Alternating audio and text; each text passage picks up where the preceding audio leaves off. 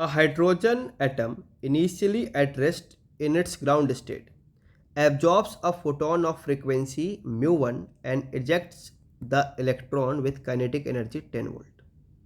The electron then combines with a positron at rest to form a positronium atom in ground state and simultaneously emit a photon of frequency nu2. The center of mass of the resulting positronium atom moves with kinetic energy 5 electron volt. It is given that positron has mass as that of electron, and positronium atom can be considered as Bohr atom, in which electron and positron orbit about their center of mass. Consider no other energy loss during the whole process, the difference between energy of two photons. तो पहले sequence समझते हैं हुआ क्या कि यहाँ से एक फर्स्ट फोटोन आया जिसकी फ्रीक्वेंसी न्यू1 थी और इसकी एनर्जी मैंने मान ली है E1। ये फोटोन जा करके एक हाइड्रोजन एटम से टकराता है जो कि ग्राउंड स्टेट में है।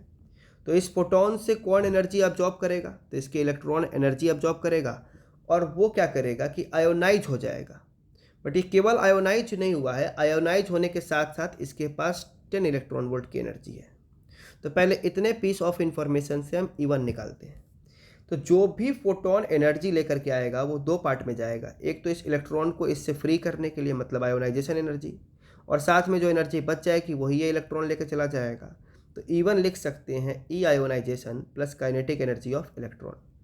आयोनाइजेशन एनर्जी होती है 13.6 ग्राउंड स्टेट से, और ये 10 इलेक्ट्रॉन वोल्ट लिख गया है, तो 13.6 plus 10 that is 23.6 electron volt. तो ये बेसिकली बन गया 23.6 अपना फोटोन का एनर्जी। अब यहाँ से इलेक्ट्रॉन इतने एनर्जी के साथ एक पॉजिट्रॉन जिसको E प्लस से लिखा हुआ है उससे टकराया, और टकराने के बाद इसने एक पॉजिट्रोनियम एटम का फॉर्मेशन किया जिसका centre of mass 5 electron volt से चल रहा है, और साथ ही एक फोटोन भी इजेक्ट हो गया जिसकी फ्रीक्वेंसी nu2 है, तो मैंने इसकी एनर्जी मान ली E2। अब सबसे पहले हमें समझना पड़ेगा कि ये जो एनर्जी थी वो कहाँ कहाँ गई। तो एक तो इस फोटोन की एनर्जी में गई और इसकी काइनेटिक एनर्जी में गई, और साथ ही साथ ये बाउंडेड सिस्टम का फॉर्मेशन हुआ है जो कि ग्राउंड स्टेट में है, तो इसके पास भी कुछ ना कुछ एनर्जी रही होगी। और इसका बिहेवियर कैसा है? तो लिखा it can be considered as Bohr atom. तो बोर एटम में किसी भी स्टेट की एनर्जी कैसे लिखते हैं?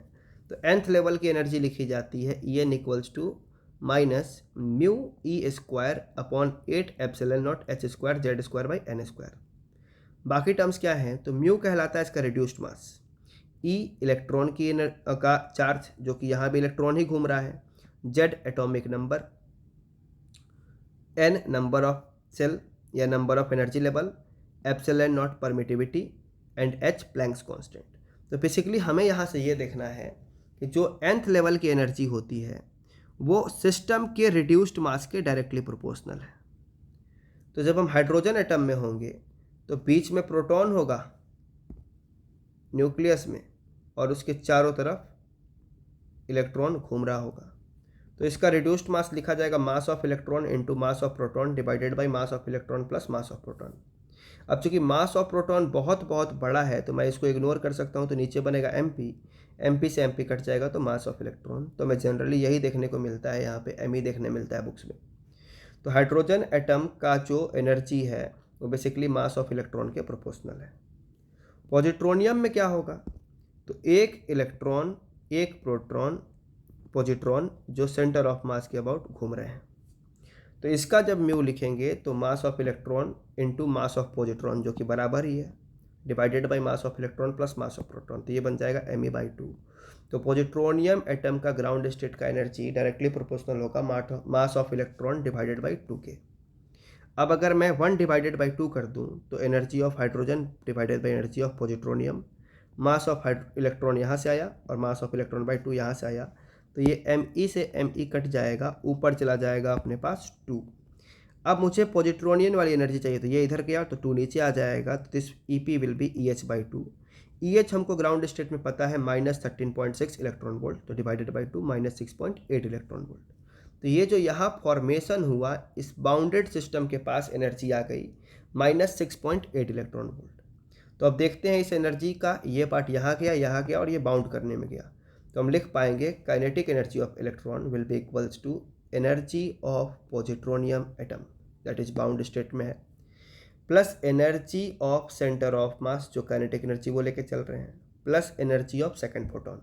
तो ये हमको पता है 10 इलेक्ट्रॉन वोल्ट, ये निकाल दिया हमने -6.8, और ये 5 इलेक्ट्रॉन वोल्ट से चल रहा है दिया गया है, और E2 पता करना है। अब E2 हो गया 10, -6.8 इधर आकर के +6.8, और ये इधर जा करके -5, तो ये बन गया 11.8। तो फर्स्ट फोटोन के पास एनर्जी है 23.6 और सेकेंड वाले के पास है 11.8। तो दोनों का जो गैप पूछा गया है वो हो जाएगा 23.6 - 11.8, दैट इज 11.8।